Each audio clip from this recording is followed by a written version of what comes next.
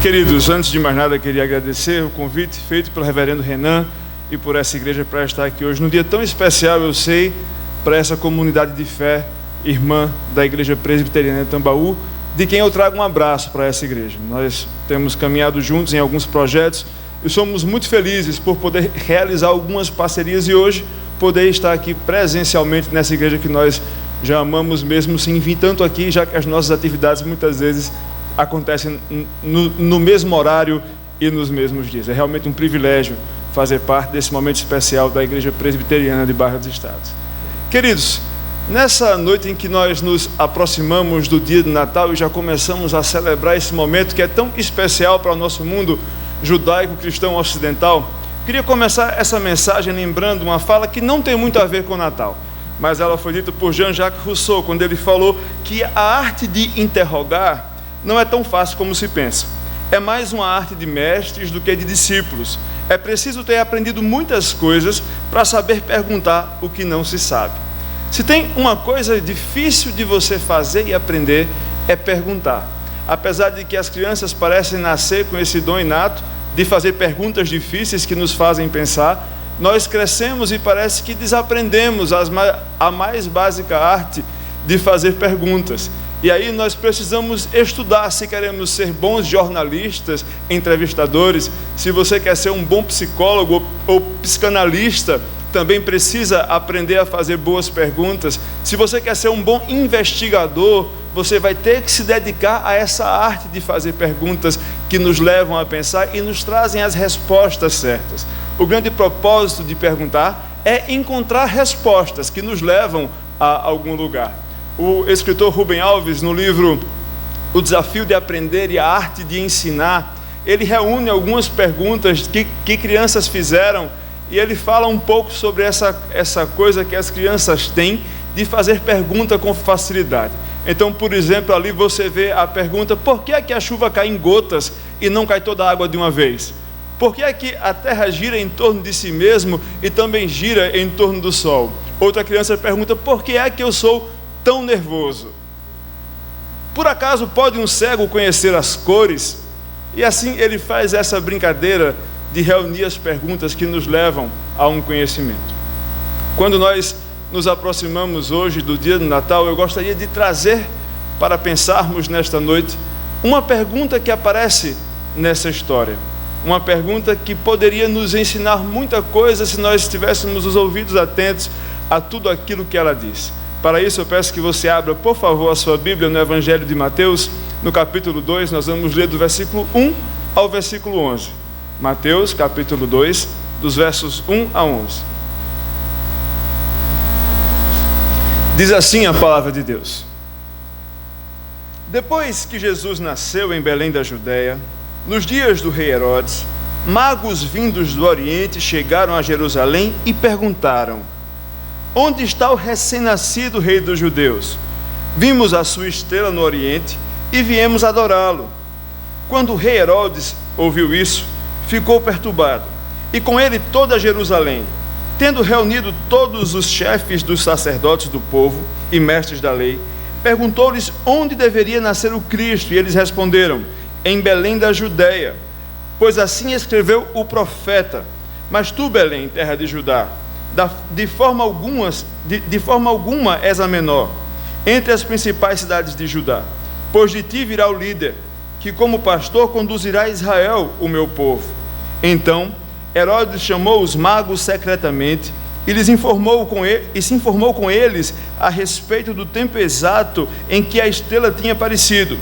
Enviou-os então a Belém e disse: vão se informar com exatidão sobre o menino. Logo que vocês o encontrarem, me avise, para que eu também vá adorá-lo. Depois de ouvirem o rei, eles seguiram o seu caminho, e a estrela que tinham visto no Oriente foi adiante deles, até que finalmente parou sobre o lugar onde estava o menino. Quando tornaram a ver a estrela, se encheram de júbilo. Ao entrarem na casa, viram o menino com a Maria, sua mãe, e prostrando-se, o adoraram. Então abriram os seus tesouros e lhe deram presentes: ouro, incenso, mirra. E tendo sido advertido em sonhos para não voltarem a Herodes, retornaram à sua terra por outro caminho. Vamos orar? Pai, nós te louvamos pela tua palavra, te agradecemos o privilégio que temos de estarmos aqui hoje, no meio de uma semana, para ouvir a tua voz e aprender mais do Senhor. Te pedimos que o teu Santo Espírito nos conduza, de forma que aquilo que ouvirmos frutifique nas nossas vidas, que o Senhor possa usar o teu servo, apesar das minhas limitações. É assim que nós te oramos, em nome de Jesus, amém. Queridos, nós estamos olhando para um dos momentos mais pintados e retratados, transcritos, filmados da história do nascimento de Jesus. Nós estamos fazendo um recorte em toda uma história que começa com aquela anunciação do anjo para aquela jovem Maria. Estamos chegando ao momento em que outras pessoas começam a saber sobre o nascimento desse menino tão esperado e tão aguardado. Para que você possa sentir um pouco do cheirinho de Jerusalém nesse tempo, é importante você lembrar aquilo que estava acontecendo. É muito comum se pintar esse momento da história de Jesus e da história da humanidade como uma noite de paz agradável, talvez um pouco gelada, em que o vento e a brisa batiam no rosto de José e Maria, que ali desfrutavam a companhia do seu filhinho recém-nascido. Mas muito mais apropriado talvez fosse chamar aquelas noites de guerra e paz. Muita coisa estava acontecendo na região da Palestina naquele tempo de Jesus. Quando aqueles magos chegam do Oriente, eles encontram uma Jerusalém empolvorosa, governada por um rei chamado Herodes, judeu edomita, raça não muito querida pelos outros judeus. E Herodes tem uma maneira peculiar de governar. Horas ele é linha dura, pulso firme, opressor, perseguidor. Horas ele traz algum desses pacotes de bondade que nós estamos acostumados a ver mais recentemente. E ele traz algum agrado ali para os judeus. Ele é um pouco mais generoso, mas vira e mexe ele aperta de novo. E o fato é que ele não tinha uma boa relação com a população. As pessoas não gostavam de Herodes, e Herodes se mantinha no poder não pela aprovação popular, mas graças aos conchavos que ele fazia com o imperador de Roma. Então esse homem estava ali sempre sob tensão de uma possível insurreição popular. A qualquer momento as pessoas podiam se revoltar e poderiam tentar derrubar ali o seu governo. Junto com esse movimento político não muito instável, mas tão instável assim, você tinha os homens do templo corrompidos, aqueles homens que foram chamados pelo Senhor no Antigo Testamento. A sua descendência havia se corrompido de forma tal que você lembra o que é que Jesus faz quando chega no templo? Jesus chega logo dando voadora, dizendo que eles estavam ali corrompendo aquilo que foi feito para ser santo. Então você via a vida religiosa dessa cidade também corrompida, também descendo ladeira abaixo. Você vê por outro lado um grupo que era mais forte do que nunca, chamado de fariseus. Se você fosse de Jerusalém nesse tempo, você ia talvez lembrar do tempo que os fariseus eram sinônimos de gente boa e piedosa, de gente que realmente tentava viver a palavra de Deus e os ensinamentos da lei. Só que naquele momento os fariseus detinham grande poder e haviam deturpado a lei de forma tal que de vontade de Deus já não tinha mais nada, de graça de Deus não tinha mais nada. Tinha legislação, regra sobre regra e excesso de legalismo, que assim oprimia também aquele povo. Junto com os sacerdotes corruptos, junto com os fariseus legalistas, você ia para o deserto e ouvia uma voz que clamava no deserto. Aquele povo que vivia aquela tensão política e religiosa começava a ouvir de um homem que talvez tivesse fama de doido e que gritava lá no deserto, que estava anunciando aquele que viria e era maior do que ele, que pregava arrependimento de pecados e que batizava. Era um tal de João Batista, filho de um tal de Zacarias e filho de uma tal de Isabel. E o ministério desse homem crescia, e ele apontava os pecados do templo, apontava os pecados dos fariseus. É uma Jerusalém tensionada e empolvorosa, que aguarda a chegada desses homens que chegam do Oriente depois de alguns dias, talvez meses de caminhada e de jornada, em busca de um tal rei dos judeus que acabara de nascer. E eles chegam fazendo essa pergunta. E talvez antes de entendermos um pouco melhor a pergunta que esses magos do Oriente fazem, Seria interessante nós entendermos que magos são esses. A história tem feito muito para que nós tenhamos uma visão mais caracterizada, talvez até fisicamente, de personalidade de quem seriam esses homens. É muito provável que eles tenham vindo da Pérsia, da Índia, do Tártaro, ou até mesmo de uma terra misteriosa chamada Terra de Sinim. Mas esses homens chegam a Jerusalém, não se sabe em que quantidade. Aprendemos a colocar nos nossos presépios ali 3 magozinhos, né? Um branco, que nós chamamos de Gaspar, o caucasiano, Melquior, que seria o mouro, e Baltazar, que seria o negro, representando a totalidade das raças. A mãe do imperador Constantino, Helena, quando estava lá no Oriente Médio, ela disse ter achado os restos mortais dos magos do Oriente, e assim construiu uma catedral para esses homens. Quando na verdade todas as informações reais, o fato que nós contamos, são esses poucos versículos que a sua Bíblia e a minha Bíblia me apresentam. E o que nós sabemos é que quando a palavra de Deus traz a palavra mago, no original nós lemos magoi, que pode ter 2 concepções, como por exemplo no português eu posso falar sobre manga de camisa ou manga de comer, não é isso? Manga fruta. A mesma coisa, é a mesma ideia que acontecia aqui com magoi. Magoi poderiam ser aqueles seguidores das religiões de mistério, como o zoroastrismo, e aí poderiam ser chamados de magos, ou poderiam ser aqueles estudiosos dos astros celestiais, os simples astrônomos, uma profissão um pouco mais científica do que os religiosos do zoroastrismo.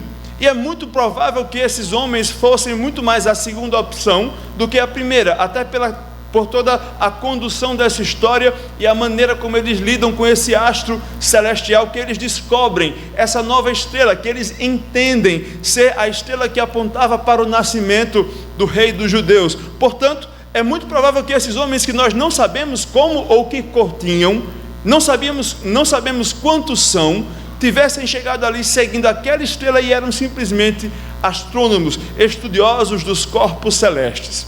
E assim, esses cientistas da época saem de longe, muito longe, e assim chegam a Jerusalém. E eles chegam com uma pergunta nos lábios, apenas uma pergunta: onde está o menino que nasceu, o rei dos judeus? Essa pergunta não estaria registrada na palavra de Deus, nas escrituras sagradas, se ela não fosse relevante para mim hoje. Ela não estaria preservada pela sabedoria do Espírito Santo se ela não pudesse nos falar hoje, em pleno 2016. Era uma pergunta tão relevante e foi feita tão insistentemente que ela chega aos ouvidos do rei Herodes. É como se um assunto em épocas antes da internet, em que um assunto ele foi tão falado, que as autoridades começavam a se preocupar com aquilo que estava sendo falado. E eu fico imaginando, se eu fosse um habitante daquele lugar, daquela época, daquele tempo, e aí chegam esses homens estranhos, com uma linguagem estranha, linguagem de cientista, de gente que estudava os corpos celestiais, e eles chegam e perguntam a todo mundo que passa: ei, onde é que nasceu o menino, aquele que é o rei dos judeus? Há 400 anos ninguém ouvia Deus falar nada.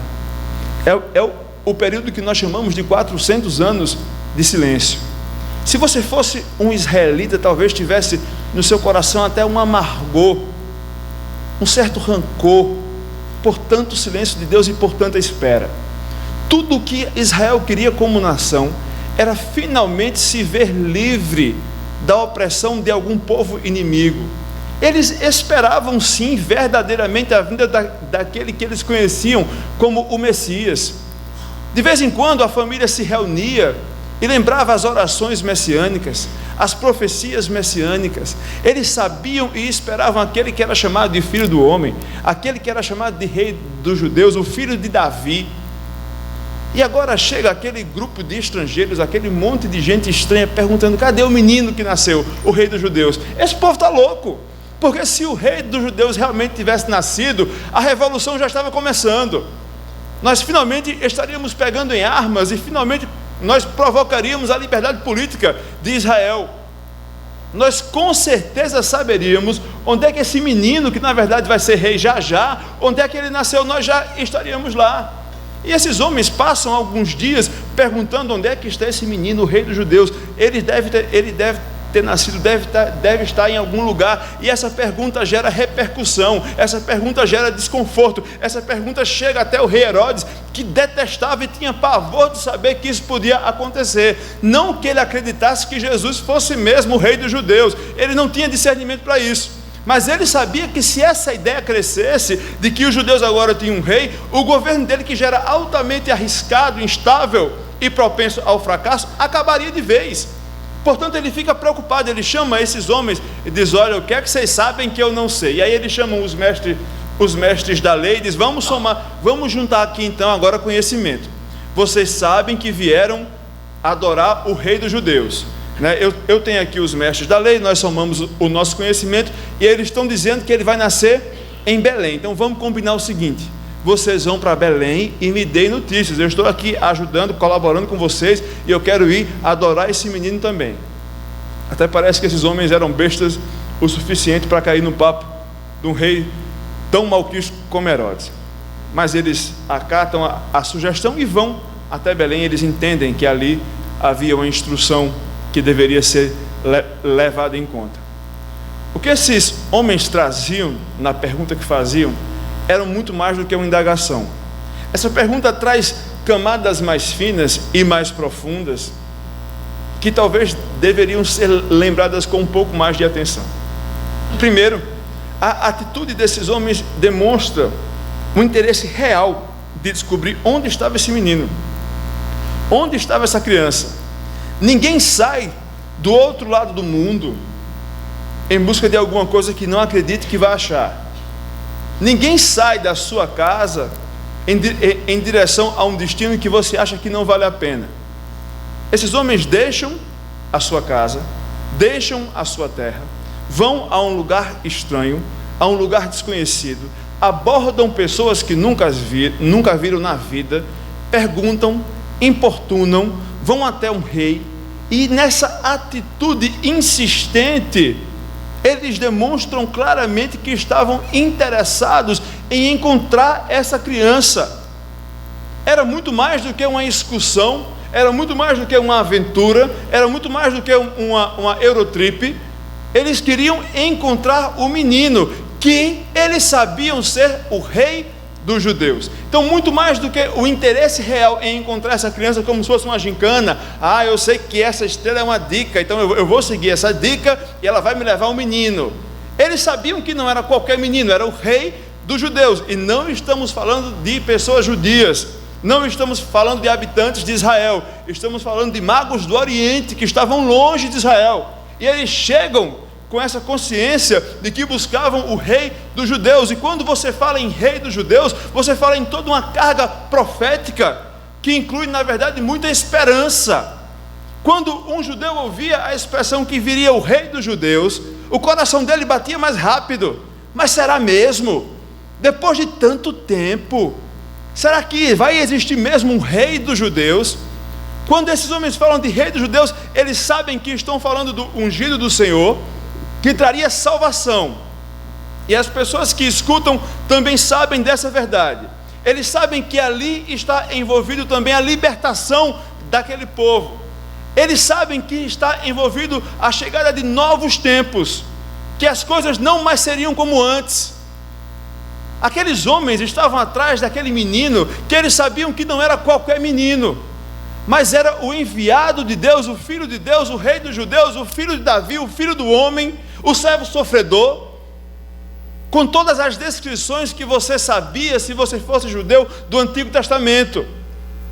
E nisso Mateus é fera, ele conta a história de Jesus cheio de referências do Antigo Testamento, de forma que, se você nunca ouviu falar de Jesus como o enviado do Senhor, o Messias ungido, você iria fazer as contas e iria entender que ele era o Cristo, porque Mateus escreve o Evangelho de forma que fique claro que Jesus é o Filho de Deus. E esses homens chegam com essa consciência clara de que precisavam encontrar esse menino, e que esse menino era o Filho de Deus, que esse menino era o rei dos judeus. Nós estamos numa época muito delicada da vida humana, principalmente nesse período em que nós nos aproximamos do final do ano. Parece que ficamos mais sensibilizados, eu não diria sensíveis, porque senão os efeitos, as consequências, elas seriam mais permanentes. Mas nós ficamos mais sensibilizados, parece que é a época que nós avaliamos as coisas, ou estamos mais predispostos a conversar e fazer a paz, ou pelo menos a gastar mais nos shoppings e dividir em mais parcelas, ouvir musiquinhas de coral. Parece que nós nos despertamos para alguma coisa diferente no final do ano. Essa também é a época em que gente que talvez nunca entra numa igreja se proponha a fazê-lo, talvez até em nome do bom convívio familiar. Mas também é uma época em que nós vemos uma concorrência absurda entre os falsos símbolos do Natal com o verdadeiro símbolo do Natal, com a verdadeira história, a verdadeira causa, o verdadeiro motivo dessa época do ano, que é quando nós celebramos o nascimento de Jesus. E nós vemos nesse momento tão especial e sensível algumas posturas em relação a essa verdade. Não são poucas as pessoas que flertam com esse Jesus nesse período natalino. Nós ouvimos, olha, o menino nasceu, mas poucas pessoas teriam ou têm a mesma atitude que um mago desse teria, de sair do Oriente, sair enlouquecido, determinado, em busca desse menino, para achar esse menino, para adorar esse menino, sabendo quem ele é. Nós muitas vezes vivemos esse tempo como se fôssemos talvez uma dessas pessoas que não deu cabimento ou importância para a pergunta que esse mago fazia. Um menino nasceu, tá ok, Jesus, lindo naquele presépio, muito lindo aquele presépio, adoro o presépio, na minha casa tem 5, mas aquele menino é só um menino que a história um dia talvez contou. Porém, talvez muitos de nós estejamos com a mesma postura e a mesma atitude daqueles magos. Eles só sabiam que o menino tinha nascido, eles sabiam que ali estava o rei dos judeus. Eles não tinham toda a compreensão de como seria esse ministério de salvação de Jesus.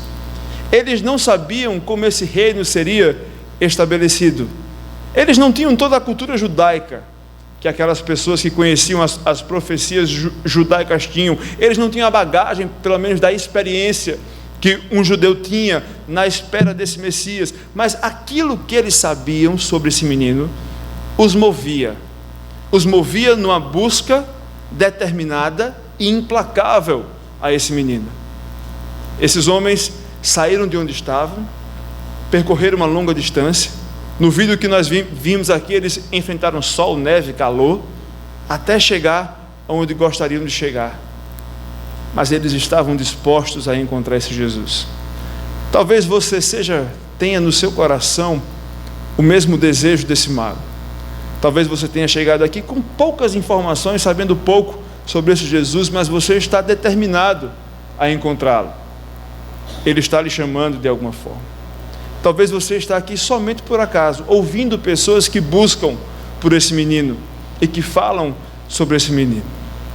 Eu gostaria de dizer que esse menino, ele se encontra aqui sim. Ele se encontra com braços abertos de graça e de misericórdia, com seu ministério consumado, e que está disposto a acolher e receber esses magos que percorreram tanta distância, tanto tempo, enfrentaram tantas adversidades para encontrar aquilo que foram avisados lá no Oriente. E sabe qual foi o sinal que que Deus usou para avisar esses magos aquilo que estava acontecendo? Um sinal nos céus que eles estavam acostumados a ver, uma estrela, a estrela que nós falamos costumeiramente de estrela de Belém. Você vê isso em todas as árvores de Natal que a prefeitura mandou colocar na cidade. Talvez a gente não tenha parado para pensar o que ela quer nos dizer e o que ela queria dizer para aqueles homens. Aqueles homens viviam as suas vidas, de repente eles olham para o céu, eles entendem que aquela estrela, ela era especial, ela apontava para um lugar distante, que eles deveriam seguir, e ali estava nascendo o rei dos judeus que eles deveriam adorar. Eles poderiam simplesmente ter ficado contemplando aquela estrela, olha que lindo, vai nascer um rei para os judeus, as coisas vão mudar lá pelo lado de Jerusalém, hein, amigo? Vão sim, vamos olhar e vamos aguardar as notícias. Mas a resposta daqueles homens foi diferente. Eles decidiram sair das suas casas e decidiram ir atrás daquela estrela, de maneira que eles podiam estar de maneira mais significativa ou representativa, estar diante daquilo que nós chamamos hoje de mensagem do Evangelho. Ali Deus anunciava para aqueles magos do Oriente as boas novas de salvação em Jesus Cristo. Quando eles olhavam para aquela estrela, não era mais somente um corpo celeste que eles observavam. Eles sabiam que aquela estrela conduzia para o cumprimento de uma promessa. E diante daquilo que eles viam, eles podiam simplesmente ficar onde estavam, ou poderiam tomar uma atitude e buscar aquela estrela, da mesma forma como o Evangelho faz na minha vida e na sua vida. Quando eu conheço o Evangelho da salvação de Jesus Cristo, que hoje nós contamos de maneira muito completa, como que eu sou pecador, eu preciso de Jesus para ter paz com Deus, eu recebo esse Cristo na minha vida e agora eu tenho a vida eterna. Ao ouvir essa mensagem que eles podiam observar de forma ainda tão incipiente, na forma de uma estrela, eles poderiam responder positivamente ou poderiam simplesmente responder negativamente. Hoje nós estamos mais uma vez diante dessa estrela de Belém. Mais uma vez estamos tendo a oportunidade de cantar o Evangelho, de ouvir o Evangelho cantado, de ouvir a exposição desse Evangelho, as boas novas de salvação. Mais uma vez alguém está diante da igreja dizendo: olha, nasceu o menino que é o rei dos judeus.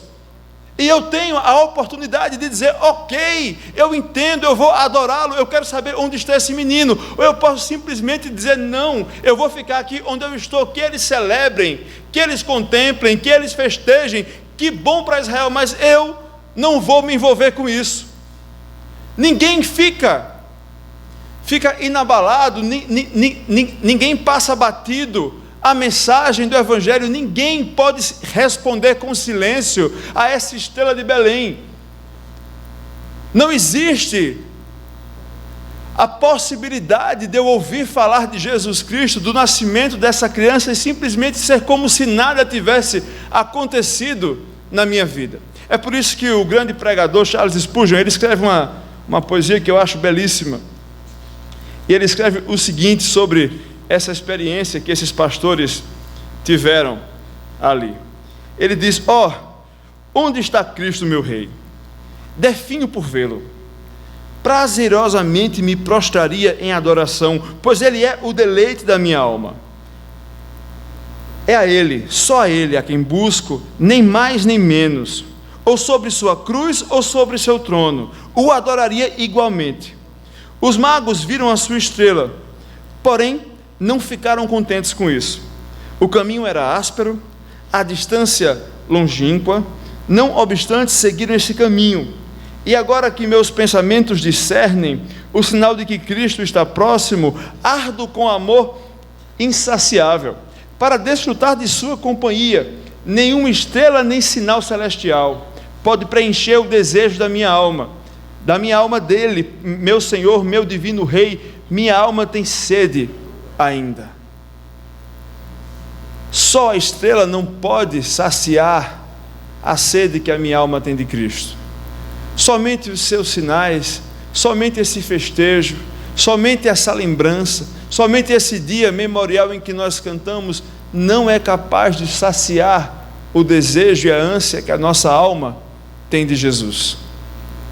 Esses homens precisaram se mover, e eles caminham.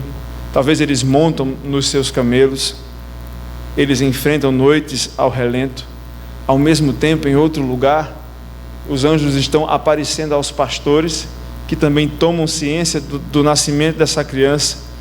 E esses magos, eles enfrentam ainda mais dias, mais adversidades.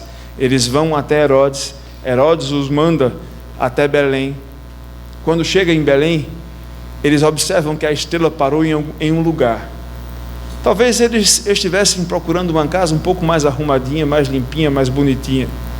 Mas a estrela para num lugar humilde, pobre. Talvez ali na cabeça deles não fosse o lugar para nascer um menino rei dos judeus. E ali talvez eles tenham começado a entender que as coisas não eram necessariamente como eles pensavam que seria. Talvez eles tivessem começado a entender que esse rei dos judeus não traria capa e espada, não traria libertação política, mas ele viria com outro tipo de reino. Ali estava um rei que apontava para coisas mais profundas do que somente aquilo que se enxerga.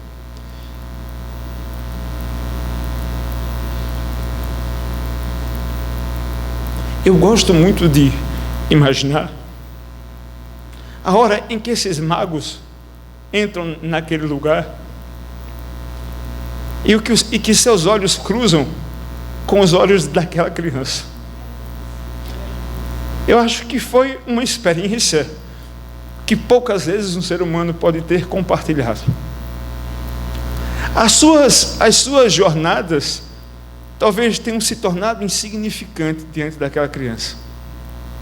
Ali talvez estivessem seus pais, e a palavra de Deus nos conta que eles se prostraram e adoraram aquele menino. Era essa a resposta que aqueles homens poderiam dar à tamanha maravilha que eles estavam vendo. Eles sabiam que não era mais um dia na história. Eles sabiam que esse momento não passaria batido para a posteridade.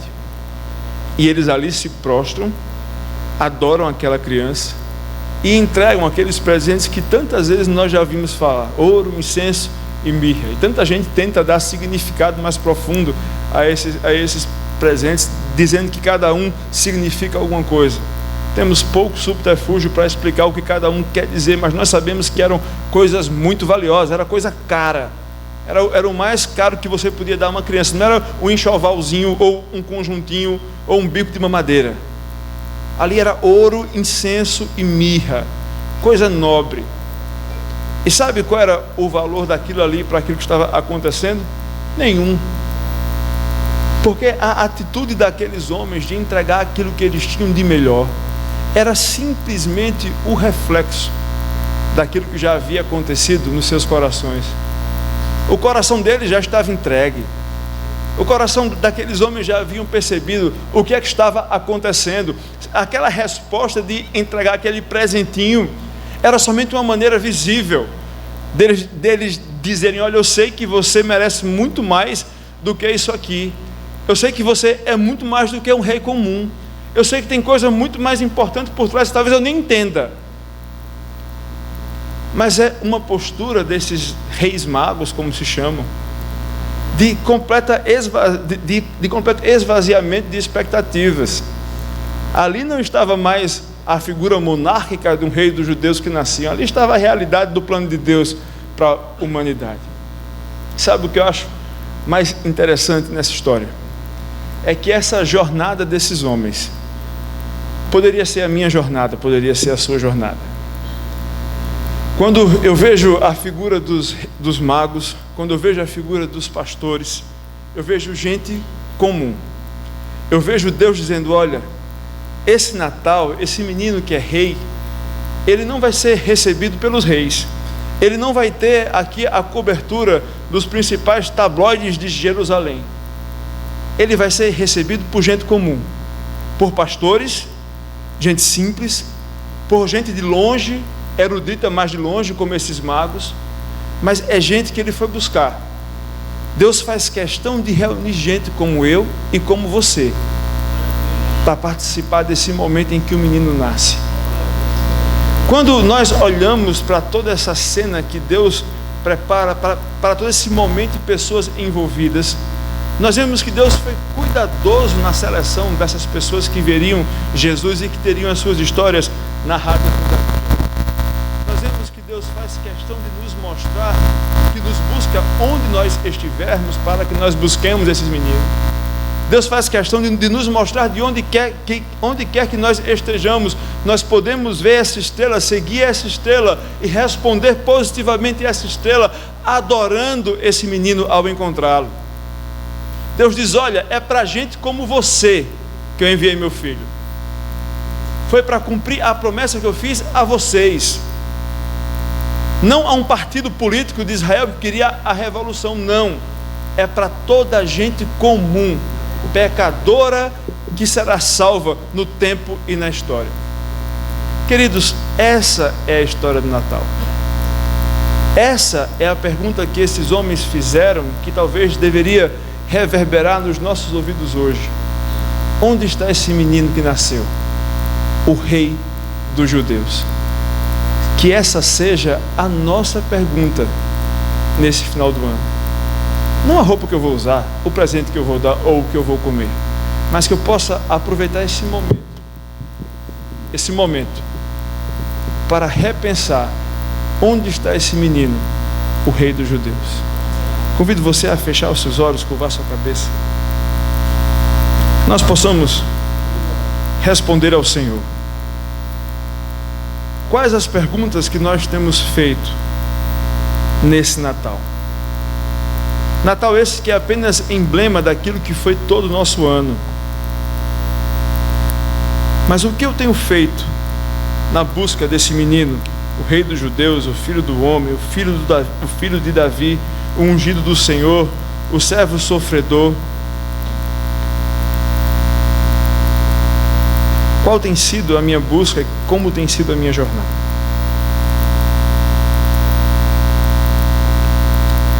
Pai, nós te louvamos, porque o Senhor um dia foi onde nós estávamos, o Senhor nos apresentou o Evangelho da salvação, não por meio de uma estrela, como o Senhor fez com aqueles magos no Oriente, mas por meio da mensagem salvadora do teu Filho Jesus. Te louvamos porque o Senhor nos deu a coragem de enfrentar as mais longas distâncias. O Senhor percorreu com cada um de nós essa jornada na busca desse menino. O Senhor nos instruiu. O Senhor tem sido a nossa fortaleza. O Senhor tem renovado o nosso ânimo. O Senhor tem renovado a nossa esperança. Todas as vezes que nós olhamos para esse Evangelho, é como se fôssemos aqueles magos que andavam no deserto à procura daquele menino, e aquela estrela os movia, aquela promessa os movia na direção daquela criança. E Pai, assim somos nós, pessoas que olham para o Senhor, para as tuas palavras, para essa estrela, e que somos impelidos na busca dessa criança. Pai, nos ajude a encontrá-la nas nossas vidas. Nos ajude, Pai, adiante desse menino responder como aqueles homens que se curvaram e o adoraram verdadeiramente, que tiveram ali o privilégio de lhe oferecer presentes materiais, mas que na verdade já tinham entregue os seus corações quando se viram ali dispostos a enfrentar tudo para encontrar aquela criança. Nos dê essa coragem, nos dê essa ousadia, nos dê esse desejo na busca do teu Filho Jesus. Que esse Natal seja um Natal de encontros com o Senhor. É assim que nós te oramos, Pai, no nome do teu Filho Jesus. Amém. Deus abençoe.